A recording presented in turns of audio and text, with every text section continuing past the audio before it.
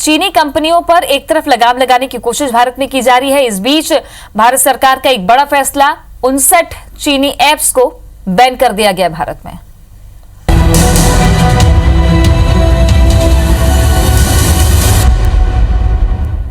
LIC पर तनातनी के बीच सरकार ने बड़ा फैसला लिया है और 59 चाइनीज ऐप को ब्लॉक कर दिया गया। सरकार ने कहा, पिछले कुछ दिनों से जनता ने प्राइवेसी को लेकर चिंताएं जाहिर की थी। शिकायतों में कहा गया था कि कुछ चाइनीज ऐप्स के जरिए डेटा का गलत इस्तेमाल हो रहा है।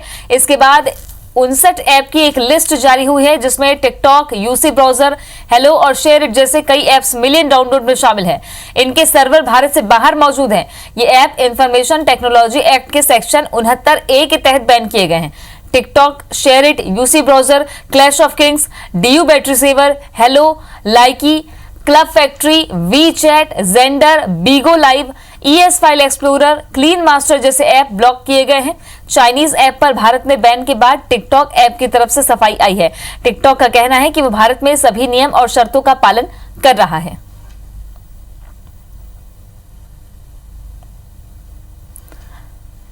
तो चाइनीज ऐप के बैन होने के बाद इंडियंस की क्या राय है, ये हम आपको बताने की कोशिश करते हैं। दो संवाददाता दो शहरों से जुड़ गए हैं। रायपुर से स्टार जैन हमारे साथ और इंदौर से शालिनी हाडिया। सबसे पहले इंदौर ले चलते हैं। शालिनी, चाइनीज ऐप 59 की संख्या में बैन किए गए, भारत सरकार ने यह बड़ा फैसला लिया। प्राइवेसी का हवाला देते हुए ये बड़ी कार्रवाई की गई है। क्या आम लोगों की राय है इस पर?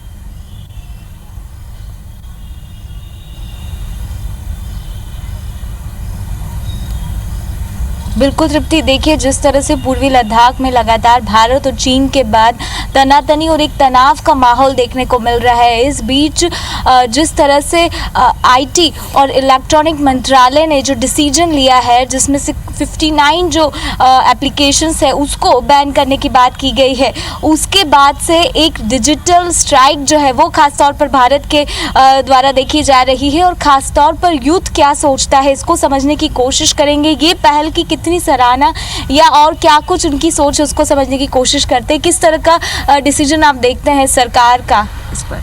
निश्चित तौर पर जो निर्णय सरकार के द्वारा लिया गया है, 59 एप्लीकेशन को बैन किया गया है, ये बहुत ही अच्छा कदम है।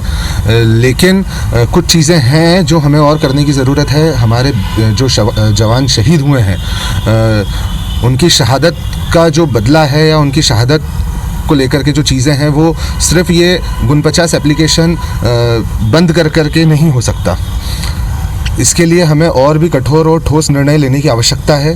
और सरकार से हम सब यही चाहते हैं कि अगर इस तरह के निर्णय और भी आगे लेंगे तो हम निश्चित तौर पर सरकार के साथ हैं और ऐसे निर्णय हमें लेने की अब आवश्यकता है। बिल्कुल, और भी लोगों से समझने की कोशिश करते हैं। आप बताइए, देश की एकता, अखंडता और सुरक्षा का हवाला दिया और ये बहुत ज़्यादा ज़रूरी भी है। सरकार के इस निर्णय की हम बाकायदा सराहना करते हैं और हम सभी युवाओं से निवेदन करते हैं कि जिन्होंने भी इंस्टॉल कर रखा है इस ऐप को बिना सरकार के कहे अपने मोबाइल से हटा दें। लेकिन सरकार को कुछ निर्णय लेना पड़ेंगे। जैसे कोरोना महामारी के बाद जो एक बिजनेसमैन चौपट हो गया है, रोज़गार ख़त्म हो गए हैं और उसमें जो महंगाई की मार बढ़ती जा रही है पेट्रोल, डीजल और चीज़ों में, तो इसके लिए सरकार को कठोर निर्णय लेना पड़ेंगे और आम आदमी को राहत पहुंचाना पड़ेगी। बस यही सरकार के निर्णय में हम उनके साथ में है। लेकिन सरकार को महंगाई के बारे में भी बहुत कड़े कदम लेना पड़ेंगे और सोचना पड़ेगा। बिल्कुल, आपसे जानना चाहेंगे, क्या आपने जितने भी चाइनीज़ एप्लीकेशन है उसको अनइंस्टॉल कर दिया है? किस तरह से सहयोग कर रहे हैं आप? जी बिल्कुल, मैंने जितने भी चाइनीज़ ऐप है वो अनइंस्टॉल कर दिए हैं और जितने भी लोग मिल रहे हैं उनको इस चीज़ में जागरूक कर रहा हूँ कि जो भी चीज़ मेड इन चाइना है उसको ना खरीदे, उन चीज़ों का बहिष्कार करें। और मेरे देश की सरकार से बस ये विनती है कि जो 20 लोग जिनको शहादत प्राप्त हुई है उनका बदला हम किस और कठोर तरीके से ले चाइना से, ये बोलना चाहूँगा।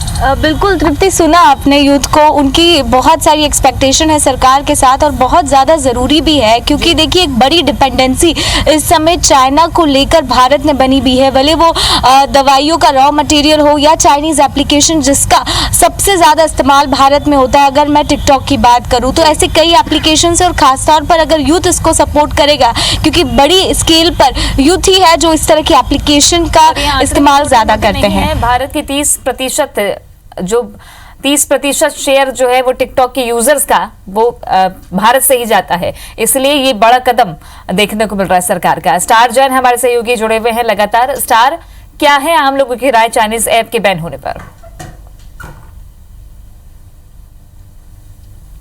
देखिए, लकड़े विरोध के बाद भारत सरकार ने करीब 59 चाइनीज़ ऐप्स को बैन किया है। ये वो ऐप्स हैं जो यंगस्टर्स में खास काफ़ी पॉपुलर थे और काफ़ी ज़्यादा लोकप्रिय थे। कोई ना कोई ऐप हर यंगस्टर्स यूज़ करता था। हमारे साथ कुछ युवक मौजूद हैं, उनसे बात करते हैं कि अब वो क्या करेंगे, कौन कौन से ऐप जो थे उन्होंने जो इंस्टॉल हुए हैं।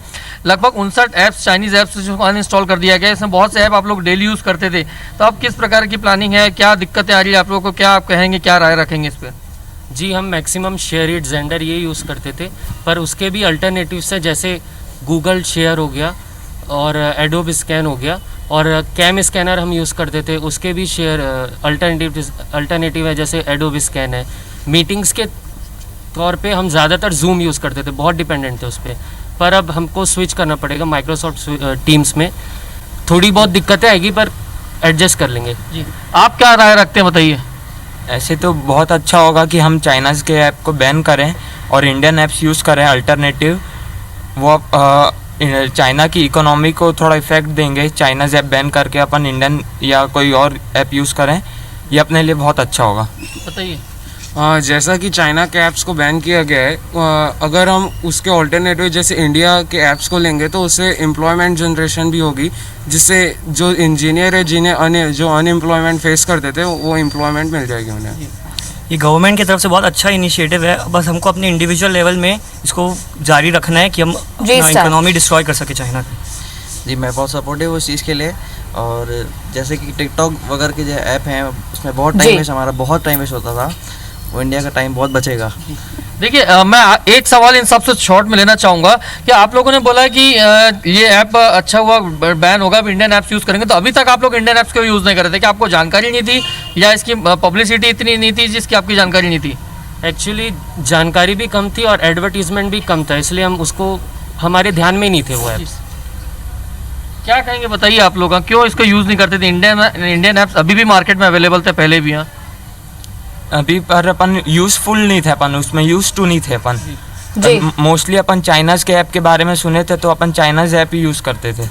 देखिए, ये यंगस्टर्स हैं जो बता रहे हैं कि चाइनीज़ ऐप ये यूज़ करते थे, भले ही अब इनको बैन कर दिया गया हो, लेकिन प्ले स्टोर्स में या दूसरे मार्केट में इतने दूसरे अल्टरनेटिव ऐप्स अवेलेबल हैं, खासकर इंडियन मेड ऐप्स ही अवेलेबल है, लेकिन इसके बारे में उनको जानकारी नहीं थी, जिस वजह से वो उनको यूज़ नहीं कर पा रहे थे। तो ये कहीं ना कहीं अब चाइनीज़ ऐप को भले सरकार ने बैन कर दिया, लेकिन अब जितने भी ऐप डिजाइनर हैं इन्होंने अगर इनिशिएटिव्स लिया और उस तरीके के उस स्तर के सर्विसेज देने लगे तो जाहिर तौर पर भारत में बनने वाले ऐप्स की भी प्राथमिकता और बढ़ जाएगी। शुक्रिया आप दोनों का जानकारी साझा करने के लिए। लोगों